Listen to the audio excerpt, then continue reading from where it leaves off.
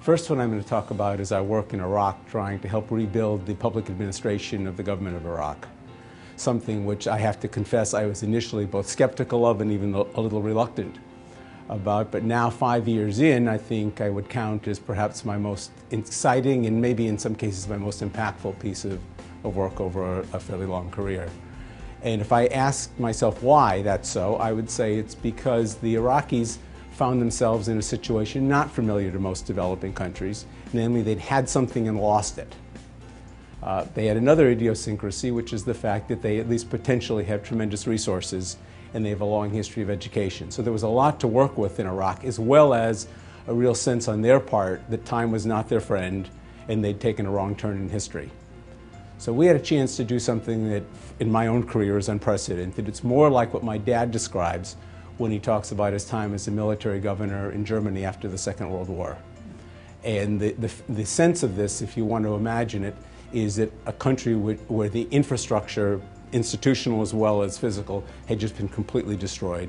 Eviscerated wouldn't be too strong a word.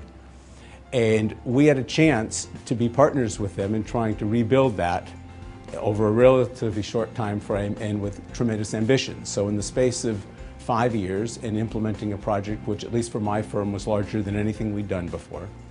It involved retraining 105,000 Iraqi civil servants. It involved trying to get the management systems reactivated in 11 ministries. It involved trying to help them formulate and then pass civil service reform and a whole system of reorienting the civil service. And top to bottom, trying to really put in place a structure for tomorrow's Iraq.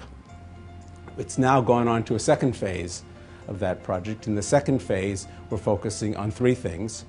We're focusing on trying to help them establish a policy capability in the government. The first part of the project was completely policy neutral. It was public management. And this one, in a sense, is policy neutral as well, but not policy neutral by them, only policy neutral by us. The issue for them is trying to set up an apparatus that allows them to both create and implement effective policy for the future. The second piece is decentralization, trying to take what's begun to work with central ministries and really move it down to the provincial level. And the third is carrying on the civil service reform so it's not just legislation but really implemented.